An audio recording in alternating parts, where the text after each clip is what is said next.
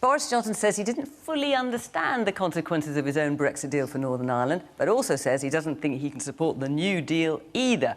So what do the people here in Sunderland, who voted in numbers to leave the EU back in 2016, what do they make of it all? Sunderland, of course, is in the northeast of England, a city dominated for decades by Labour, and is home to the country's largest car plant, Nissan. We'll also be discussing, do Matt Hancock's WhatsApp messages reveal what was really going on in government during the pandemic? And why, when energy prices are going down, are our bills going up? I can tell you there are a lot of strong opinions in the room tonight. Welcome to Question Time.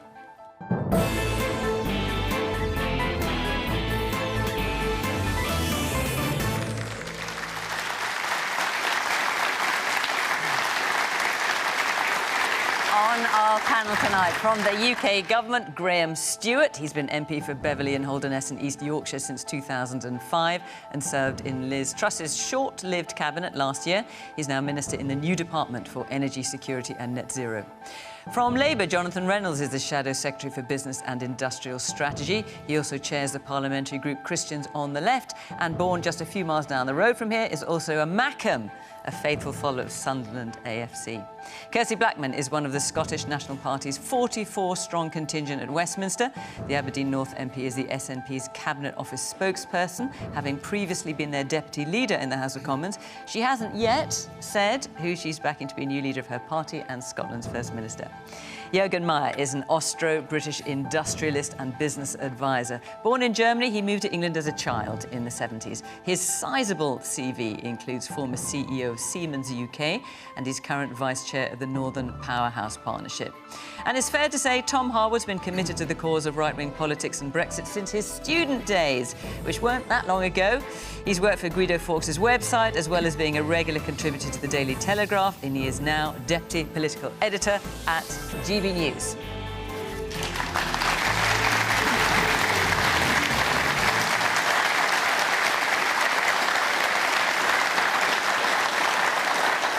Good evening. Welcome to our panel. Welcome to our audience here in Sunderland, which of course reflects the electoral support for our political parties for whichever nation we are in. Of course, tonight we're in England. And welcome to you at home. Do join in the conversation the usual way on social media. It gets pretty lively. Let's hear what you've got to say at BBC Question Time. Right. Let's kick off with our first question from Michael Jobling. Were we, the people of Sunderland, wrong to vote to leave the EU, given that Northern Ireland is now the world's most exciting economic zone? Yes, so these are the words of Rishi Sunak. Northern Ireland is in the unbelievably special position, a unique position in the entire world. Nobody else has what it has. It is the world's most exciting economic zone. Graham. Well, in answer to your question, Michael, you were right to do what you wanted to do, which was vote for an independent, self-governed United Kingdom. The grit since has been the way the Northern Ireland Protocol was applied, and I was temporarily in the period when, just before Liz Truss became Prime Minister, I was the Europe Minister, and I had to engage with the European counterparts. And that was when it was, according to Rishi Sunak, when it seems a terrible deal. Well, that's when we were working. It was partly about the way it was applied. It was partly about some of the difficulties. On the face of it, it said what it had to do, and it clearly wasn't working. And it said on the face of the protocol, it said if it's not working, it might need to be changed. And if that doesn't work, it might need to be replaced. It actually said that on the face of it. So. But I think what's behind Michael's question is given that Northern Ireland, tell me if I'm wrong, Michael, but given that Northern's now being described as the world's most exciting economic zone, what about the rest of the UK? Well, the UK overall is in a strong position, I believe, going forward. We are... But clearly not as good as Northern Ireland, because that's described as the world's most exciting economic zone. Well, because it is an integral part of the United Kingdom, and we're going to see no more of sausages and supermarket goods that were barred from going into Northern Ireland. From now on, it's about the people of Northern Ireland. But that's not really answering the question, Graham. If Northern Ireland is the world's most exciting economic zone, presumably we're not as exciting. We are at a disadvantage. It is the only part of the United Kingdom that shares a border with the EU. It has special circumstances. Why is it able to have the best of the UK situation and our independence and still have the best of access entirely to the EU? Because everyone has agreed we must protect peace in Northern Ireland and on the island of Ireland. That's why it's a special situation. All right. That's why I think it's a real triumph of the Prime Minister that he's pulled this off when many, including somebody like me who worked on it, wasn't sure that it would be possible. Let's hear from you, Michael, because you've asked this question. If you don't mind me asking, how did you vote in the 2016 referendum? To leave. And so, what do you think now? I think basically it's been a complete mess from the beginning. If we aren't... And actually, Michael, before you go on, I should say that more people... Because we're in Sunderland, which was the second city to declare on the night of 2016, and with a sizable majority to leave, more people in this audience voted to leave the EU than not. So, sorry, do go on. It just goes to show that, as I said, that they've messed it up from the beginning, that the economic downturn is very clearly related to the EU, and even the Prime Minister, by his words, believes that. So somewhere along the line, they've completely lied. They've sold us the wrong thing. It wasn't this so-called oven ready, or it wasn't. So it's just been a mess. And if obviously it was to go again, I'm likely to change my vote. Jonathan, I'll come to you in a minute. You are a Remainer, so presumably you agree with Michael. Well, I'd be likely to change my opinion. I think of the parallel with... What, you've turned into a Leaver now? Well, I was arguing on the economics that there was a cost, and I wasn't sure what that would be, and that's why I argued for Remain. When you look at the polling, most people didn't vote because they thought there was some instant economic windfall. They voted because they wanted a more self-governed United Kingdom. If you'd said to George Washington, do you know you're leaving the world's greatest empire? You may have a small percentage loss of GDP, therefore you shouldn't do it.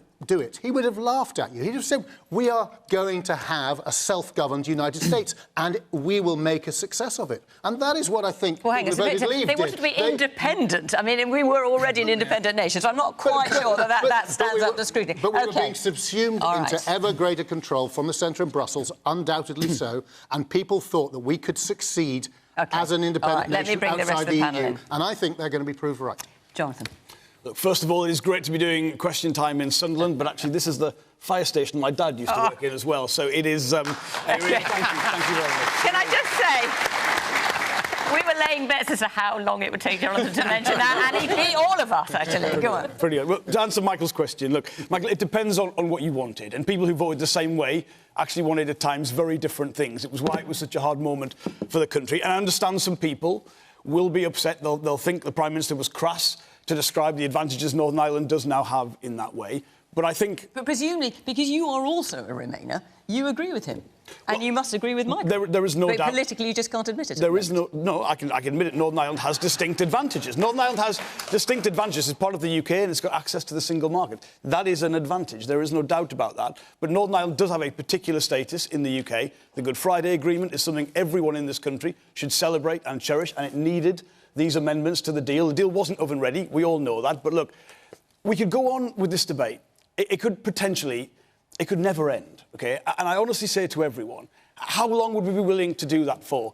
Even if people want to change their vote and relive that referendum. The uncertainty... Do you want to do that? No, I don't, because if you look at one of the biggest problems the UK faces, you know, we have the lowest business investment of any major economy in the G7. The uncertainty that would cause, because don't forget, dissatisfaction with how it's going doesn't mean people want to relive the whole thing, and you've got to bear that in mind. I think what this deal does do is get rid of a serious problem that was in the way of a better negotiated relationship with the European Union, that we can deliver in good faith if we're willing to do that, on things like science and on food exports and on our creative industries in the UK being able to tour in Europe. We, in the Labour Party, that is what we will try and achieve. It's not going back to the original debate, but we can improve things a great deal and maybe satisfy Michael and everyone in the room, no matter how they voted. Well, let's hear from some more people in the room. And yes, the woman there in the flowery dress. If Brexit has given us this so-called economic growth that we're supposedly trying to see, why, firstly, is the automotive industry on its knees?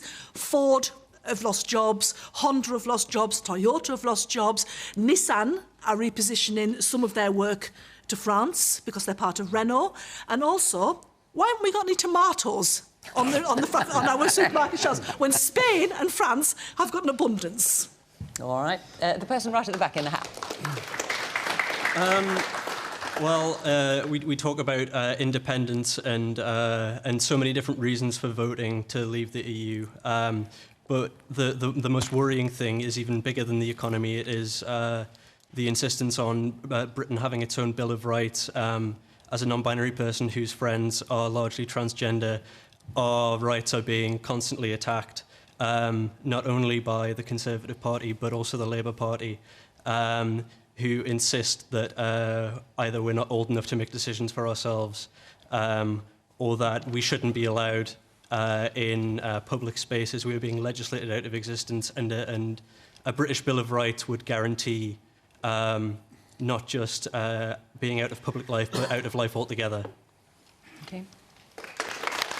Woman there in the blue scarf. I just wanted to say, why does everyone keep having this obsession that Sunderland is the highest vote leave? I'm sick of hearing it. I'm from Sunderland. No, I didn't say you were the highest vote leave. I said that you were the second city to declare. Okay, but that's what it's always pitched on these programmes. Let's come and see all the silly Brexiteers in Sunderland. Are you suggesting that I was saying that? Because I certainly wasn't. It's always the impression that all television programmes give. And almost 40% of people here voted Remain. And it's only because we called it first. Everyone thinks we're the highest. So can we just please have some clarity on that? We can. But certainly we didn't claim that on this programme tonight, just to be completely clear. Thank you. So, Tom, so Michael's question, were we, the people of Sunderland, wrong voting to leave, given that Northern Ireland is now described by the Prime Minister, no less, as the world's most exciting economic zone? I don't think we should take much credence in the Prime Minister trying to oversell a deal that he's done with the European Union. Clearly there's So you don't believe that? No, I think that, firstly, we should look at the quote in its full length, which is talking not only about access to the EU market, but also Northern Ireland is in the half. unbelievably special position, a unique position in the entire world. And the European continent has privileged access, not just the UK home market, but also the EU single market. Nobody else has that. No one. Only you guys, only here. That is the prize. Yeah, he's overselling it. What the crucial part of this is, though, the UK market is obviously a huge, huge market for Northern Ireland. It's in our internal market. And the reason why Brexit offers opportunities, many of which have not yet been realised because we have thousands upon thousands of EU laws still in our statute books. We have not yet pursued the regulatory divergence that is the prize of Brexit, being able to do things differently. The reason why that's an exciting opportunity is because the EU passes new laws every day. Ever since we've left, they've continued to regulate themselves. And we've got an opportunity to do things differently, more dynamically, with our life sciences sector, for example. We've got so many growth opportunities by becoming this sort of regulatory sandbox. Now, the problem is, if you're in the EU single market, you can't make those rules. You can't cut your own VAT on so many issues. You can't sign your own independent trade deals around the world. You can't levy your own tariffs. You can't sanction your own Russian oligarchs. Yes, but we know now so that now we can do that because we've left the single market. These are material opportunities that are open to us. It's one of the reasons we've been able to lead so well on Ukraine. It's one of the reasons why this country has been able to stand pretty proud, whether it's our vaccine rollout, whether it's actually the ability of coming out of what was a terrible, terrible time for the world. 2 years of lockdowns and of pandemics and of death. We are just emerging from that now, and I think it would be remiss, it would be wrong to try and look at our economic situation right now and say, this is all to do with a vote that happened in 2016. Look at what's happened since then. Look at the 2017 election, the political uncertainty, the fact that we almost had a Marxist become our Chancellor of the Exchequer. That scares off business investment. We can't look at this thing as if it's only one issue. There are so many different issues that all factor in here. Kirsty. So, Kirsty, you were waggling your eyebrows throughout that. I'm pretty good at that, actually. I am so annoyed by this whole debate. I mean, we're sitting here talking about the fact that Northern Ireland is the most exciting economic zone, right? Well, the thing is, our economic zone previously was better. Our economic zone previously, we were members of the single market, all of us. And we now have a situation where Northern Ireland has, and I'm absolutely glad that they have got a deal, and that's great. And that's one that the SNP supports. But they have got a competitive advantage over Scotland. They've got a competitive advantage over Sunderland. No matter what people voted for, no matter what decisions and reasons when they went through and put that X in that box, not one person voted to make themselves poorer. Not one. And Tom's talking about the economic impact that there is of COVID, an absolutely massive economic impact. The OBR estimates the economic impact of Brexit is twice that of COVID, twice as bad a hit as COVID. And that's the OBR's figures. Now, I completely agree on the subject of that's the tomatoes. Office for Budget Responsibility, those you're not. You know, Graham's we were talking... 30 billion out, of course. Graham's talking about the fact that we can now get sausages from Northern Ireland. Well, right now, I would quite like some tomatoes. A lot of people would quite like some tomatoes. My children will only eat cucumbers. That is the only vegetable they will eat. And there are no cucumbers in any of the shops. But you're totally right. The fact that they're not rationing them in Spain, they're not rationing them in France. But they are rationing them in Ireland. Ireland, which is a member of the single market, has the same tomato problem that the United Kingdom has. How do you work that one out? It's always Brexit. You should just realise it's always Brexit. But the thing is that we've got the lowest growth predicted in the G7. If the lowest growth predicted in the G7, and it's not because of Brexit. Who had the largest growth? Who had the largest growth last year? What are you doing wrong then? What are we doing the wrong? year before This last? Conservative... Hang on. Your government is raising corporation tax to the same level that it is in France, twice the level it is in Ireland. Maybe you should think about that if you're trying to complain about economic growth. Maybe that's the other factor here. All right. Let's hear a bit from Juergen. I'm going to come to you in a minute. Let's hear a bit more. Yes, the guy in the grey sweatshirt. So Scotland voted to remain, and they don't get a prize, which Richie... You mean, which is what's being described in Northern Ireland? Yes. Is that what you mean? OK. England chose to leave, and it was meant to be this big, massive, great big prize, but I don't see a prize. I just see shortages of food and gas bills skyrocketing. Apparently your prize is parliamentary autonomy. Oh, yes. You know, which is great. That's really going to pay your gas bill. Let me hear from the woman at the back there with the necklace and the dark sweater. Funny enough, it literally is, because the energy subsidy that the United Kingdom government has done to respond to these energy crises is illegal in the European Union under their state aid rules. That's why Northern Ireland had to have a different scheme. Up until this point, up until this deal, Northern Ireland had to have an entirely different scheme than the energy price guarantee because EU rules made that illegal. There are so many examples of things where countries have subsidised energy bills in a different way. In a completely different way. The UK energy subsidy is the largest, and there are many criticisms that you can make of it. I appreciate your passion, but I've just got to bring other people in as well. Yes, the woman in the dark sweater with the necklace. Yes, you. The comments Tom makes are often in this sort of abstract and sometimes very hard as a talk show host to sort of follow on these programmes and verify instantly. I think one of the things that's really important for the North East, where I've lived for 31 years, across Durham, Sunderland, Gateshead, Newcastle, and a little bit into Northumberland for a short while, what's really important is the communities, the social cohesion. And without the EU Social Fund, the communities up here will be left even further behind. So much of the good stuff that's happened here has happened thanks to the vision which England was part of, or representatives of England, in distributing money into places that Westminster, the Tory government, have never, ever done. And, you know, this is really important. OK, thank you. The man here in the front, the black sweatshirt. Yeah, just a point for me. When Boris was stood in his kitchen with his apron on, about to put the chicken into the oven, which was already pre-cooked. This is quite an image you're conjuring up us here, if I may say. The fundamental point I don't understand about the Northern Irish piece, it's like the Good Friday Agreement. It's all about the people. Therefore, when he sat and negotiated with the EU, why weren't the Assembly part of that? Because fundamentally from day one, they've never agreed with it, and look where we are. Once again, the Tory party making decisions on behalf of people without actually bringing them to the table. The most important people are us. OK. Thank you. Juergen, you've been very patient. Let's hear from you. Indeed, I have. And, look, I mean, I do totally agree with you, Michael, that... you know, it's been far from the promises that were made, and the 3 years that we've been through have been an absolute mess.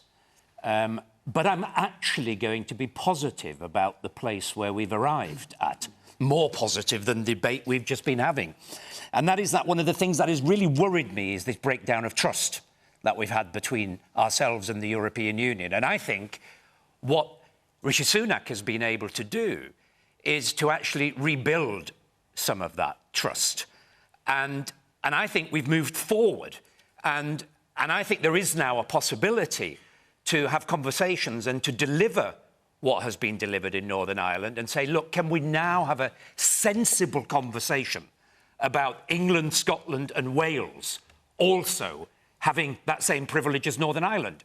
And I can tell you, you are absolutely right that Tom is being abstract. In the practical sense, I don't know of a business that is a trading and an exporting business, and I've worked for a very large one, that believes that diverging from regulation from the European Union makes sense. Because what that actually does is it creates more cost, it creates more bureaucracy, and that's exactly what we've learnt since we've left the European Union. We've got red tape coming out of our ear holes as businesses in the UK. So let's now continue the new chapter, as the Prime Minister called it, and have an honest, decent conversation about alignment of regulation and about being close to the single market and having proper, frictionless access like we were promised originally. OK. I'm going to take another question, but before I do, I just want to tell you where we're going to be next week, in case you want to come and be part of the audience. Question time is going to be in London, and the week after that we're in Warrington. So if you live in or around London or in and around Warrington, you want to come and be part of the audience, apply to the Question Time website. The address is here on the screen, and you can come and be part of the programme, and we would love to see you. Right. Alan Doherty, you're up next. Good evening, panel. Is it disclosure of Matt Hancock's WhatsApp messages the smoking gun for what really happened during the pandemic? There's been a lot to read, hasn't there? There has, yes. A lot of words. Was it 100,000 WhatsApp messages? Is it the smoking gun for what was really going on? Jonathan. Well, thank you for your question, Alan. I think first thing to say is when we're dealing with this, very conscious that for a lot of families in this country, this is about the loss of a loved one. It deserves a seriousness, a solemnity in describing what we have learnt this week. There are a lot of concerns from the information that's been put in the public domain, I think particularly around care homes, where a lot of people's lived experience in this country didn't match what came out from government ministers at the time. But, Alan, what I would say is what everyone in this country deserves is an accurate, unbiased account of what happened, not necessarily to blame people, but to understand how we reacted to this, how we could do it better in future, maybe learn some lessons from that.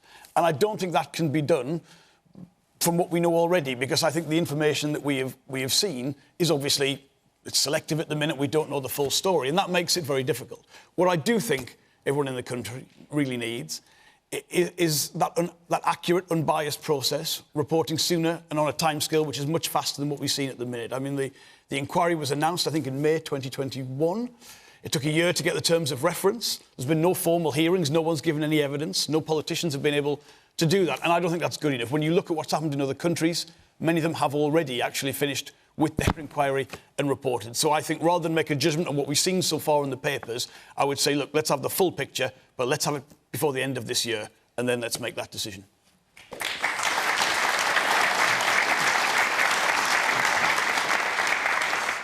Graham, has it been embarrassing to read these WhatsApps, having out in the public domain? You've got Matt Hancock describing teaching unions as absolute arses. Do you agree with that? Well, I agree with... Do you agree with that? Sorry, with that calling particular teaching comment? unions absolute arses? No. And what about the other thing? So when you've got Matt Hancock talking about not testing everyone that comes into care homes because it would muddy the waters. We can't quite know what that means, and he says it does not mean that he didn't want to do it, it just says he couldn't do it because the capacity wasn't there. But when you read these things, what are you thinking? Well, I agree with Jonathan that what we need, this is such a serious, I mean, it was such a convulsion of the nation, so many people lost lives, it disrupted the whole nation, the economy, people's everyday lives, their liberty. This needs to be looked at properly. And that's why we have an independent inquiry. And in terms of, we'd all like to hear from it sooner rather than later, but it's an independent inquiry. We've got to let it decide. It has access to all this information. But in the meantime, we've got all these WhatsApp messages and what they are clearly a partial account. They're only Matt Hancock's messages, and there's a limit to how much we can read into them. But what they do appear to paint is ministers briefing against other ministers. Hancock talks about fighting a rearguard action against the then Education Secretary, Gavin Williamson. Is that how it should be done? We're in the middle of a pandemic? Well, Fiona, you're the journalist, so you know what journalists look for, and that's what they put in the papers. But there's 3 St James Bibles worth of messages from one man who was working 18 hours a day, 7 days a week. He will have made mistakes, he would admit it, as well as other things. What I think you would get if you were fair and you weren't selectively splashing in a newspaper, you would get the impression of people who were working absolutely flat out and determinedly to save lives and try and find the right answer. And all of you will remember, do you remember when we'd have a sense of certainty about how things should be, and then 3 weeks later, the facts would change again, and every time you thought you knew what we should do, you'd find yourself in a different position. It was extremely difficult. They worked extraordinarily hard under immense pressure. And if you were to go into any of our personal, if you had tapes of everything we'd all ever said, you could selectively make us all look bad and pick out things that the wrong thing. That's why you need, as Jonathan said, we need to hear from the independent inquiry. Personally, I suppose as a government minister, I shouldn't have a personal thought, but I think having signed a non-disclosure agreement, having promised to protect and use the information given, I can't help feeling that the journalist in this case did betray that and trying to say the public interest. If these were secret and this inquiry couldn't get at it, then fair enough. But that's not the situation, and therefore it just seems gratuitous to me. I mean, Isabel Oakeshott isn't here. We did ask her to come on the programme. She's been doing many media interviews today, so she couldn't come all the way up to Sunderland. What she has said is she's claiming this was in the public interest. Yeah. That's why she did it. Juergen. Well, it doesn't pass the smell test, does it? But look, I live in some hope, because I can't actually believe that despite all of the chaos at the time, that these massively important decisions, like do we test people going in and out of care homes, do we open, close schools, that these decisions were being made via WhatsApp. I just can't believe it. You know, if you're a business leader, and I hope if you're any leader, you're trained in crisis management, and these decisions are made in crisis management meetings, where all the experts are assembled, minutes of the meeting are taken, and then the decision is made and it's noted down. If that's the process you follow, you may still make the wrong decision, but at least you followed a process and you can rationally say why you've made it. And that's all what Matt Hancock now needs to tell us. But I do agree with you, Graham, and Jonathan, let's not do that via the media or WhatsApp. Let's let the proper inquiry, let's accelerate the inquiry, make sure it's independent. Let's see that these meetings that I'm talking about were really happening, decisions were made properly, and let's find out the truth. And I can tell you, if Matt Hancock was making these decisions via WhatsApp, he is in deep, deep trouble.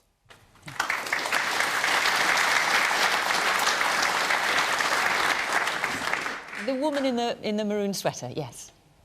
Well, I fully agree with Jonathan that we should wait for the inquiry to find out what we could do in future. And, you know, we hope this won't happen again, but the experts say that it could. However, going to what Juergen's saying, my query is, why do ministers believe that WhatsApp, which we all know is prone to leakages, why would ministers choose to use that form of communication? Well, in this case, Matt Hancock handed over all his WhatsApp messages. They weren't breached. It wasn't security, but he handed them all over to Isabel Oakeshott. Right. Is that arrogance or stupidity or just sheer carelessness on his part? Well, they were writing a book. That's how she got them. Yes, the woman here in the front. I'd just like to touch on the comments around the teachers' union. My mum's a teacher. Incredibly proud of her. She worked so hard throughout the pandemic, including in person every other week. I'd like it to be known that teaching is a very female-heavy profession, 75% female, and I do wonder if there's a feminist issue here as well. Would Matt Hancock and Gavin Williamson be making similar comments about industries that are more male-dominated? So Gavin Williamson So Gavin Williamson said, I mean, of course, and these are WhatsApp, you know, to be fair, these are WhatsApp messages that they thought were private and are in the heat of the moment. But this is what Gavin Williamson said of teachers. I know they really, really do just hate work. I mean, his wife is a teacher, it's worth pointing out. Mum was in work. Oh, we're talking about unions, sorry, rather than teachers, sorry. Yes. Forgive me. They don't hate work, unions. They work constantly. Even now, she's working at the weekend. She doesn't... Teachers have summer holidays, all this holiday. She doesn't. She's working constantly 4 days every other week she was teaching in person, and if she wasn't doing that, she was online preparing materials, doing stuff like that. She worked throughout, and as I said, I think there is a question around feminism and misogyny here as well. Okay, all right. The man in the white top towards the back there. Yeah. Yes, you, sir. Yeah. You know what sickens me most about this whole thing? I saw a picture of Hancock and Oakeshott with Hancock's book, Pandemic Diaries, which was serialised in the Mail, I think, and he was paid $48,000 for that, and probably gets money from the sale of the book, but thankfully, I think it flopped.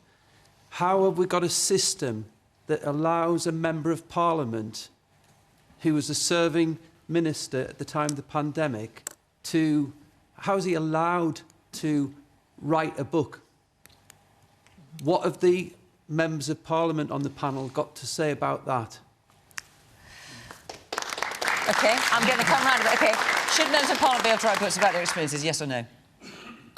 Yes. OK, Jonathan? No, absolute disgrace. Should Wait for the inquiry. Should they be able Everyone to should write wait for books the about inquiry. their... Should Members of Parliament be able to write books about their own experiences? Not while they're Members of Parliament. All right. Well, listen, Kirsty, let me come to the question then, which is the disclosure of Matt Hancock's WhatsApp messages the smoking gun for what really happened during the pandemic? So I think for an awful lot of us, this will be the biggest thing that has ever happened in our lives. This is the thing that generations to come, our grandchildren, grandchildren's grandchildren, will be talking about, and will be talking about the experiences that we went through, because so many people lost people during the course of that. Our lives were changed forever, no matter if things have largely gone back to some level of normality. It's different from what that normality looked like before.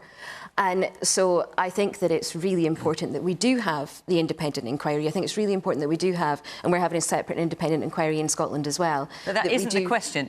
Are his messages a smoking gun for what was really going on? So I don't know what was going on in those rooms. I think very few people do know what was going on in those rooms. I think absolutely there were mistakes made. Everybody made mistakes. Nobody was well enough prepared for this to happen. What we did and what we focused on, and you saw Nicola Sturgeon standing there on television every single day, is being led by the science. And the WhatsApp messages that have concerned me the most are the ones that are not showing that they were going against the science or showing that they were less concerned. But we also hear scientists saying how annoyed they are by politicians continually repeating we were following the science, because they say the science just presents you with the facts, but it is not making decisions, and politicians have to decide. I mean, Professor Spiegelhalter, who is a renowned statistician, we heard a lot from him during COVID, was saying this only last night. He says, I wish politicians would stop saying we were following the science. They were making the decisions. Absolutely. Decisions had to be made, and, you know, people in positions of leadership have got to make decisions, and that was the case. But the decisions were led by the science. You know, that is the case. So if the science was, it is really appropriate that we close schools in January of 2021. You know, that was the decision that was then taken. If the science said children are going to be major vectors of transmission at this time, that was the decision that needed to be taken. But we know on masks, for example, that Chris Whitty, who was the Chief Medical Officer at the time, was pretty ambivalent about whether children wearing masks in schools, whether it helped or not. But of course, in Scotland, you were the first to go for putting masks. Yeah, and then apparently so the science wasn't necessarily leading in that direction. The UK then said that they were going to follow masks because it was just easier to do what Scotland had done. On that one, that's what it apparently said in the WhatsApp messages that were there. But you know, we were taking these decisions on the best evidence that we could possibly have. I think, you know, in terms of the public inquiry, we need to make sure that we are as prepared as possible. We understand where the mistakes were made and that people are held to account where they made the wrong decision for the wrong reasons. Tom? I find it very bizarre to think that Nicola Sturgeon can be whiter than white on COVID. We've just heard this example here when Scotland decided that all children in school must wear masks on the basis of I'm not sure what evidence. Boris Johnson in this WhatsApp group asks, well, I'm going to be asked about this today, Patrick, Sir Chris, Sir Patrick, what should I say? And they're like, well, we don't really necessarily think that masks would help that much in classrooms where children are sitting socially distanced. They might help on the margins in corridors, maybe say that, to which then the political conclusion is, in this big group chat thread, oh, we might as well just say that children should wear masks because that's what Nicola Sturgeon said and we don't want the political row. So many of these conversations reveal that this was politics at play more than science. And to some extent, that's understandable. because you've got to be able to have a confidence in a government, I suppose, if you're putting out these instructions, if you're trying to change the behaviour of people. But let's not pretend it was all following the science. And certainly let's not say that Scotland has somehow was this panacea during the pandemic. You had exactly the same care home problems at the start of the pandemic in Scotland as you did in England. In fact, you had an SNP health secretary in Scotland doing the same thing that a Conservative health secretary did in England and that a Welsh health secretary did in Wales, a Labour health secretary Just a few there. days after those WhatsApps, we were already, the stuff that went out on the 1st of May, we were already testing care home admissions from the community, were already being tested and isolated at that point. I'm talking about discharge into care homes.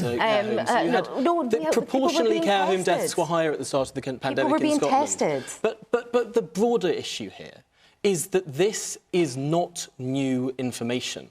I don't think anyone will have read any of these exchanges and been surprised that Matt Hancock was calling for tougher restrictions and Gavin Williamson was trying to keep schools open. This isn't new. This played out on the front pages of the papers at the time.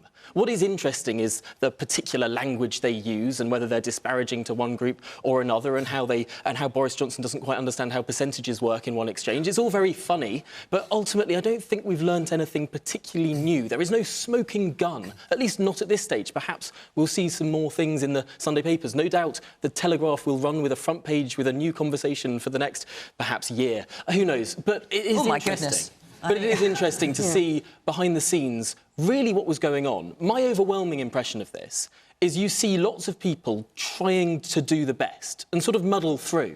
And Matt Hancock is trying to push for more restrictions. You have other Conservative ministers that put other priorities at higher levels. But I don't think it's a big surprise. It doesn't seem like it's Watergate. All right. Now, a lot of you got your hands up, or quite a few of you got your hands up. There was this next question, lots of you asked about this as well. So if you'll forgive me, I'm going to move on and just make sure I can fit it in. From Andrew Taylor. Good evening. Given that wholesale gas and electricity prices have been falling, should the government extend the current price cap beyond April and maintain that current price? So what we've got is we've got wholesale gas and electricity prices are falling, but the bill for the typical household is going to go up from April. Graham, do you just want to explain why that's happening? Sure. Well, what I'm pleased to say is that the government's been able to intervene this winter and has been paying half of all of our household energy bills, as well as supporting businesses, and that has made a tremendous difference in So why are those people here going to be paying more when the wholesale price is going down? Well, the energy suppliers, so you've got energy generators, then you've got energy suppliers, because they have to buy their energy ahead, they have bought ahead, which means that they go on the future prices, and therefore it takes a while for the wholesale prices. So when prices went up, there was a delay before those prices came that's not the reason.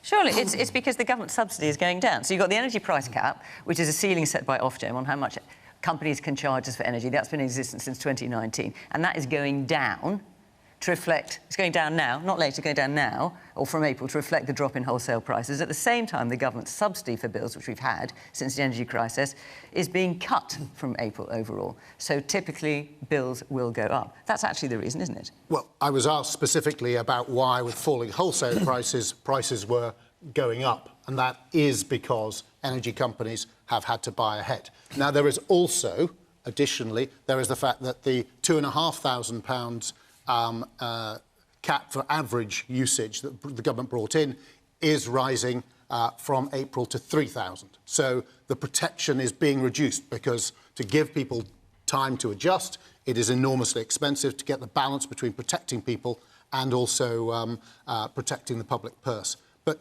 for people who were on benefits, in addition to the £900 by direct subsidy of your bills, plus £400, which hopefully you've seen in your £66 or £67 a month bills, in addition to that, those on benefits received £650.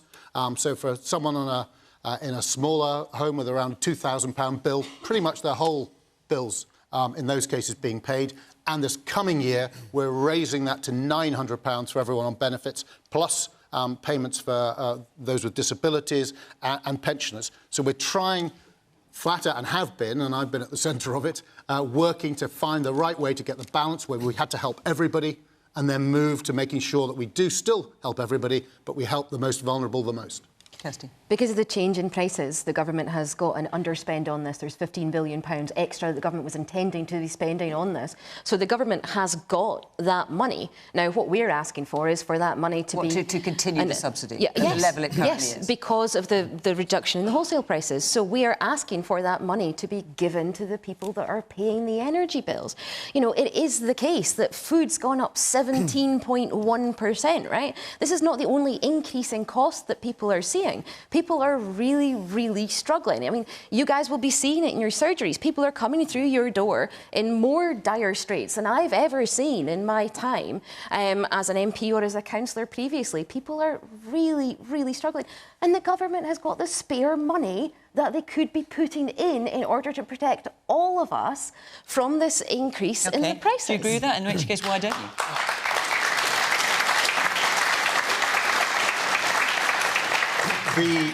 Of course, the government is borrowing money. So when Kirsty, in that classic style of SME, talks about spare money, it isn't spare money.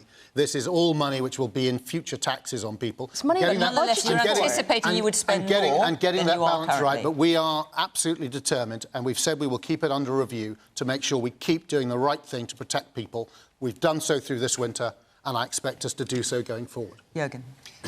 Well, what fascinates me about these debates is that it's a rerun time and time again, isn't it? You know, we sort of go and we say, you know, we need support, we have these debates, government says no, and eventually government is sort of forced to say yes. And I'm going to predict here today that it won't be very long before government says, yes, we are going to extend the subsidy, because it's just the obvious and the right thing to do, because yes, it's not an extend the underspend. subsidy until the point where gas prices come down sufficiently that it doesn't cost people more. Exactly. You know, and it's not an underspend, but there is about 15 billion that thought was going to be spent that's now not. I think there's a deal to be struck with the energy companies who are making more profit out of this. By the way, I'm not generally a fan of windfall taxes, but this is genuinely a windfall, and this is genuinely huge hardship for people here in Sunderland. So just, you know, just do a deal and make an extension for, you know, another 3 months. By the way, there is the beast from the east coming. It's going to carry on being pretty cold. It can be here on the coast, and just help our communities through this difficult time. Let's hear from the woman right at the back. I don't agree with what the Conservative MP is saying. I've been following the gas prices on the BBC website, on the commodities section, and in July last year, the GB UK futures price was 369. It's now 118. It's gone down 2/3. Why are we not seeing the benefit of that reduction? Yeah. OK. And here in the pink shirt. Yeah, I just want to say I fully agree with the gentleman from Siemens as well. I'm not a huge fan of the windfall tax to begin with. When the debate last year was introduced about the windfall tax, my personal opinion is that would just put off energy companies for further investment. I do agree with Graham and the government as well, their support for households across the country and businesses. And finally, I just want to quickly just add, I do fully support Isabel Oakeshott in bringing truth to power in the previous question. And I think she deserves my personal credit. I think she deserves a lot of credit for what she did. That was bravery and courage. She spoke truth to power, and I'm going to praise her right now. OK. And here in the red sweater. I would like to see the oil companies that are making billions, and we see it in the newspapers every day when people are struggling, and the government is saying they have to borrow money. Why not, as a windfall tax, take something off them?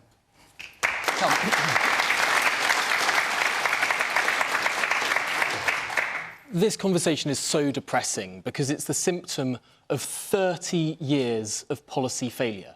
The fact that we're at the whim of global prices and that the government at one point thought it might be spending £150 billion subsidising our energy. That's twice the cost of furlough. The fact that we're at that point is a failure and, frankly, a plague on all of your houses, because every single party has got us to this point.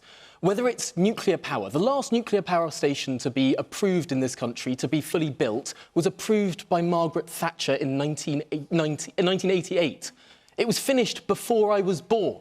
We haven't constructed a new nuclear power station since then.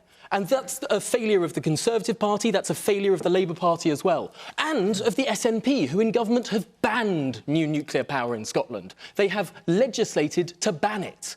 Or if we take oil and gas, we have got the wealth of oil and gas off the North Sea. The Labour Party has said that it would explore no new oil fields. The SNP has, in their energy strategy, a presumption against exploration. But it's not just oil and gas, it's also wind farms. It's wind farms, because the Conservative Party have banned onshore wind farms. Companies want to build these things, many communities want to have them, and the Tories have banned them. But it's not just wind farms, it's solar farms as well. Guess what? The Green Party.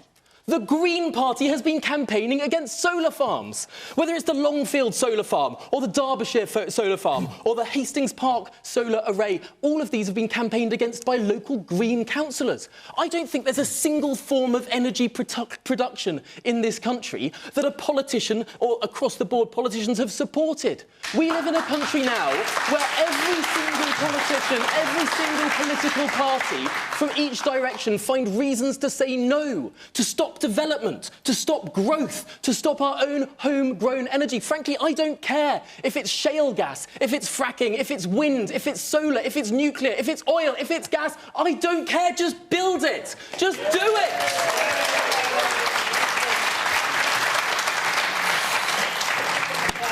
I'll get back to the question. The cap should not rise. I want you to answer Tom as well. Well, OK, I'll come back to that. But the cap should not rise. No ifs or buts. The money doesn't need to be borrowed. I do recognise the government did what we asked for, which is... Where's it going to come from? From windfall tax. No, the difference is, I recognise Graham's point that they did do what we asked to do and use the windfall tax for some of the revenue. Some subtle differences we would do differently. We'd tax at the same level as the Norwegians. That's only a small rise. We wouldn't have the loopholes for further oil and gas investment. That's not what we need in this country right now. And we'd start the tax when the windfall accrued. I accept your point, Juergen. I think in normal conditions, windfall taxes are not the kind of policy you'd want, but this is a genuine windfall from the investment, from what has happened in Ukraine and the spike in the price around that. It's not just about the social justice side of that, though clearly that is incredibly important. The economy as a whole will suffer if people have to spend even further money on their energy bills. And I think the case is very, very strong to not see that cap rise. And I think, frankly, if we don't see something like that in the budget, people will be very, very, quite rightly aggrieved by that. Just on Tom's point, look, there are politicians, Tom, in this country who essentially take, I would say, the easier route and oppose all forms of development. I myself often make the case to my own constituents that we need houses in this country because working people should be able to own their own houses. It's not always a popular case to make, but there are those of us who are willing to make that case. Specifically on nuclear, every nuclear power station in this country had its life extended under the last Labour government because the technology allowed us to do that. Because we needed them by the end of that and we lost power, but we extended the life because that was by far the better cost option. You were in power for 13 years. Exactly. You could have built... it takes about 10 years to build a nuclear power station, and the issue is, every single time they're proposed, Nick Clegg said this in a famously viral video in 2012, we couldn't possibly build a new nuclear power station because it wouldn't come on stream until 2022. And what would be the use in that? This is the short-termism in our politics. It's a presumption against development. Dare I say it? It's an anti-growth coalition of all different parties, whether it's the Conservative Party stopping wind farms, or the Labour Party stopping oil and gas, or the SNP stopping nuclear power. They're all at it. They are all at it. OK. All right, I'm going to hit a couple of points to the audience before I move on. Yes, person here in the check shirt. Hello there. Yeah, I just want to say I disagree with the Conservative MP in that even if we were to accept the fiscal idea of a government as similar to a citizen in which its only way to get money to fund subsidies is to borrow money, which it's really not, but I don't want to get into that complexity of economics right now. But even if the UK was to borrow money now, in 10 or 20 years, wouldn't an increased tax base justify? Wouldn't an increased tax base help pay for the subsidies that you're borrowing now to functionally? Thank you. Thank you for your point. Yes, and the woman here. I'm to take one last point before I move on. Yes. Tom described the discussion as very depressing and then went on. We've had some very theoretical discussions and some historical analysis. But I can show you what's really depressing. And what's depressing is the level of poverty in areas of this town and very many other towns up and down the North East. So the question about the £67 £40 isn't a theoretical question. This is a very real question which is going to impact on people's lives over the next few months. Okay. And very quickly. You're so right, because there is very real poverty in this country. And it's because we don't build anything anymore. We need industry. We need to be having people building those wind farms, building those solar farms, making those nuclear power stations. All right, Tom. And the market wants to do it. The politicians keep stopping them. Tom, I can tell you feel very passionate about it. You've made your point. You're making the same point again, so I'm going to move on. Can I say anything? You got about... Just say, we have, in 2012, 40% of our electricity came from coal. By 2 years ago, it was 2%. Next year, it'll be none. And we've basically... And where we've gone to is about that 40% now comes from renewables. There's been this transformation. We have been building in the North Sea. The North Sea's other amazing asset. We've had oil and gas from there, and while we're importing and using oil and gas, and we will be for decades to come, we should produce our own to high standards. What we shouldn't do is oppose. As Tom rightly says, we've got to get on with building things, and that's exactly what this Conservative government is doing. Hang on, all sorts of people are shouting out, and I can't tell... Who was shouting out there? By renewables, what do you mean? Because 40% of it now comes from gas. And in terms, another question, what's the government's actual plan? Because the cost of energy isn't going to go back down to what it was. It's now sourced from the likes of LNG and other sources from Qatar. They're putting massive risk premiums in. So what's the actual plan? Because this isn't going back down over the course of the next 4 or 5 years. Just quickly, the expectation is that prices will come down as production goes. It's a market. It responds to high prices. You get more production. That's how it works. But we're going flat out to reduce our dependence on fossil fuels. So you saw in our last year's auction, we saw the biggest ever amount of renewables. For the next 5 years, while this energy transition goes on, what's the plan for the midterm? For 5 years, are they just going to stay at this price? Because you're trying to get away from Russian dependency. I know we don't get that much from there, but then again, you're going to try and transition to green energy, which is wind farms, solar. They're going to take years to build. So what's the plan? We're building them flat out now. But what's the medium-term plan? That's what you're asking, isn't it? For the next 5 years, what's the plan to keep bills down? Well, one of the things we have to do, and unfortunately the Labour Party and the SNP, while we are users of gas, about 75% of our energy today is from fossil fuel, they're saying we shouldn't explore in the North Sea. Our gas in the North Sea has lower emissions than the stuff we're bringing in from Qatar. It makes no sense, environmentally, economically, or anything else, not to maximise our returns from the North Sea, even as we build more renewables as fast as we can. This man here in the front. What you haven't mentioned is water. They spend millions and millions and millions on something that works for 20% of the time. Use the water. It'll work 100% of the time and it'll last forever. There hasn't been any investment in water. We're going to need water. Water from my time as a child, where one parent went to the baths 1 week, and now people are having 2 showers a day. Now, we need water. We need something to be done about it. Use the 2 of them. Reservoirs that haven't got turbines in, put casings down. Has anybody done anything at all about that? Yes. Not a penny, not a... It's so blindingly obvious. Now, we've only got about 5 minutes left. I was going to go to another subject, but I think I'm going to keep this going because there are lots of hands up and lots of people want to make their voices heard. Yes, the man there in the green shirt, in the green jacket. Yeah. There's like windfall taxes on the oil and gas companies. Would it not be better just to renationalise energy and then the profits can be put back into it? Well, Jonathan, that's exactly what your party plans to do. But you've changed your mind now. No, I think, to be honest, if you look at the where those profits are accruing is in the production side, and it is not feasible to nationalise multinational companies on that scale, and it wouldn't give the kind of relief. I think I understand the frustrations people have and why people look sometimes to that. You did pledge to renationalise energy. No, we didn't. Not all sorts of things. Not the likes of not Shell that and particular BP. one. I mean, you're talking about enormous companies of tremendous resources would be required to do that, and frankly, I think that would be a distraction from getting the support to people when they really need it. It's much easier and much better to say this is where you get the money from. Don't see the cap rise in April because people can't afford that. OK. Man there in the waistcoat and jacket combo. Thank you. I think the real problem is the growing wealth inequality, and none of the political parties seem to want to address that. It's been growing greater than it ever has done over the last few years, and certainly since the pandemic. And unless you address that, there's always going to be people that can't afford their bills. The man in the grey sweatshirt there.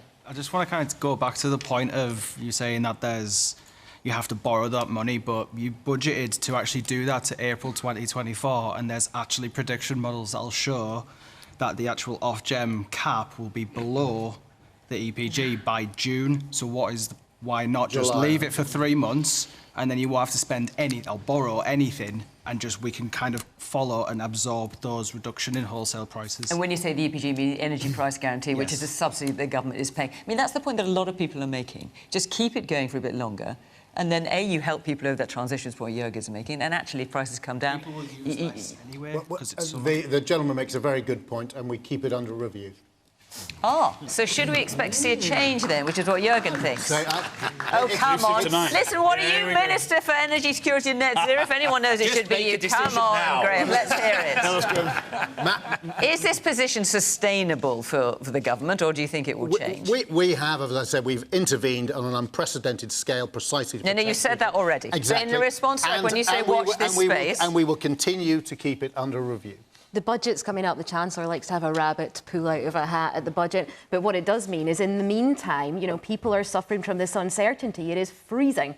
You know, it is really cold. People cannot afford to have people can't afford to have 2 showers a day. People can't afford to have 1 shower a week because of the cost of the hot water. You know, people are really, really struggling. I think the wealth inequality is a major issue that we are seeing. We've done an awful lot of things in Scotland, particularly around improving our child poverty rate. So it's now 6 percentage points below the ones that there are down here because of what we have put in, because of the Scottish Child Payment that will give children, by the time that they go to school, by the time they're 6, 10 grand the family will be getting, which compares to £1,800 of equivalent benefits in the UK. Now, we are doing that because we want to reduce child poverty, because we recognise it's a massive issue for creating that wealth inequality. And, you know, if the Scottish Government could also, in order...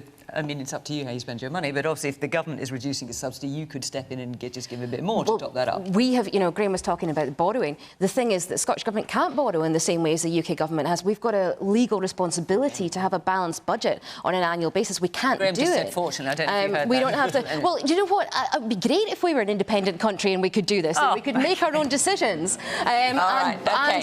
Let me hear a bit more from the audience. Let me hear a bit more from the audience. The person at the very back in the glasses. Much has been made of windfall taxes, and the Conservative ministers there said that the money wasn't spare, that it was being borrowed. But the reality is that there are many corporations in this country who don't pay their taxes fairly, who utilise tax havens and loopholes to escape from payment. Amazon, for instance, through tax deductions and such, failed to pay £800 million in 2021. So when we're talking about these taxes, it shouldn't just be windfalls from when these companies manage to be doing well, but consistent taxation system, a closure of the loopholes across the board that would not only manage to increase government income, though albeit to alienate some Tory donors, but fundamentally an economic system that would allow the government to make huge amounts of revenue off the taxes that these companies should be paying. You put your point very well. I'm afraid we are out of time, so I'm afraid I can't take that back to the panel. Forgive me. What you missed out on was that you were all going to be asked, should we all delete TikTok from our phones? So I leave you to ponder that. Our hour is up. Thank you very much to all of you here. Thank you to the panel. Thank you to the audience here in Sunderland for putting your points so passionately and so strongly. Great to hear from you. And thank you, of course, to you at home for watching. Next week, we're in London, week after in Warrington, live on the iPlayer every week at 8 o'clock, but otherwise, of course, on BBC One at 10:40. Thanks very much for watching from Question Time. Bye-bye.